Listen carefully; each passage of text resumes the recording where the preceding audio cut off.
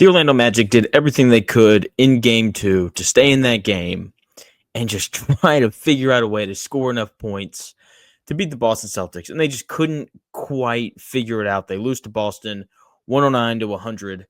They just didn't quite have enough offense to beat a Jayson Tatumless Boston Celtics team.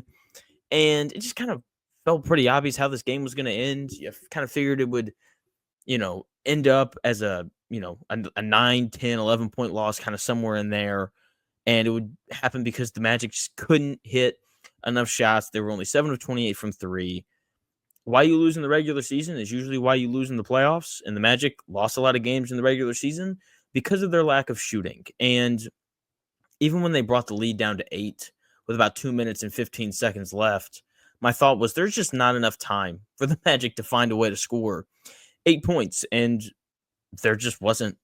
And if you're a Magic fan and you're looking for any sort of good out of this, Paolo Banchero is amazing. He's going to be one of the 8 best players in the NBA at some point during his career, probably relatively soon.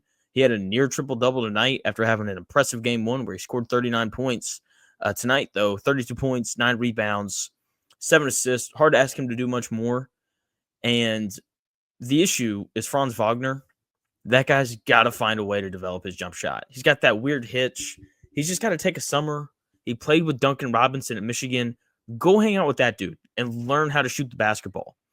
1 of 7 from 3 just isn't going to cut it. Why he took 7 threes, I really don't know. It's honestly baffling that he took a quarter of the Magic's total threes on the night. He still finished with 25 points because he's really good at getting to the rim and finishing, and his mid-range game and his post-up game is pretty solid. It's just he gets out behind that line, and it's like his mind just goes crazy.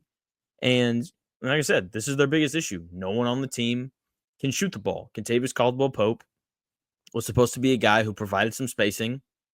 He just forgot how to shoot the ball. When he got down to Orlando for some reason, Wendell Carter Jr. was their best three-point shooter tonight. That's problematic, to say the least. And the issue, and look, part of this is they don't have Jalen Suggs, who has turned himself into a really good shooter. If he was there, I think the series would be a little bit different. Boston would still probably be up 2-0, but I think that we would have given Orlando a better shot than this. Their best three-point shooter on their playoff roster is Cole Anthony. The issue is he can't really defend, and so he can't really play. He only played 5 minutes tonight, and it's hard to win in the NBA when you don't have shooting and spacing. The Magic don't have either, while the Boston Celtics have a ton of it. And eventually, when the Magic figure it out and they get shooting and spacing around Paolo and Franz, they're going to be a really tough team to beat in the playoffs because, once again, Paolo Banchero looks more and more like he could be one of the best players in the world every time he walks out there onto the court in the playoffs. Jaylen Brown is one of the best players in the world. And, whenever he gets going, man, like Boston's just really tough to beat. 36 points tonight, 5 of 6 from 3.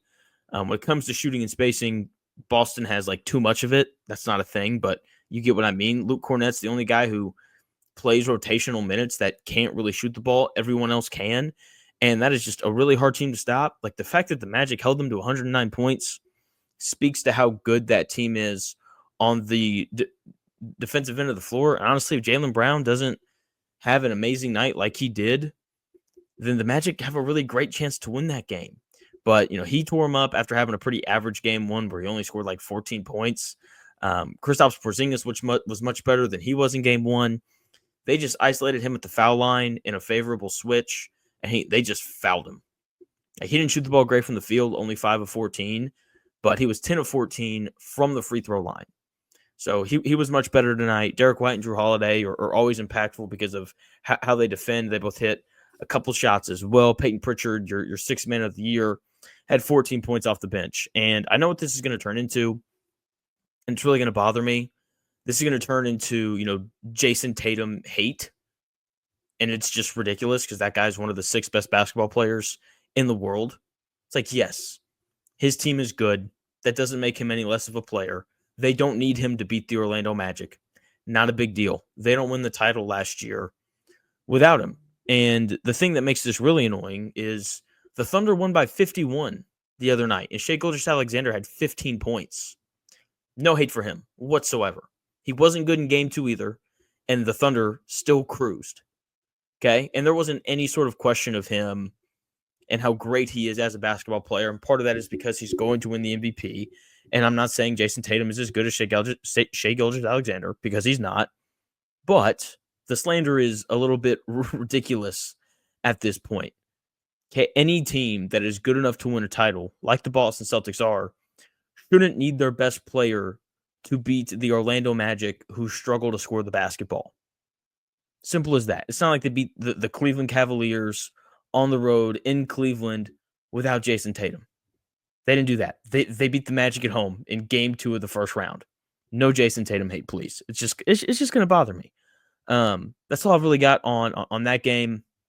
It's really looking more and more like a Celtics sweep. I was too nice to the Magic. I said Celtics in 6. That's okay. I can be wrong from time to time. Thanks for taking the time out of your day to watch this video. It's greatly appreciated as always. I'll have another one up here shortly reacting to Heat and Cavaliers, so make sure you subscribe so you can watch that video as well. Thank you again for watching, and I'll talk to you right after Heat versus Cavaliers.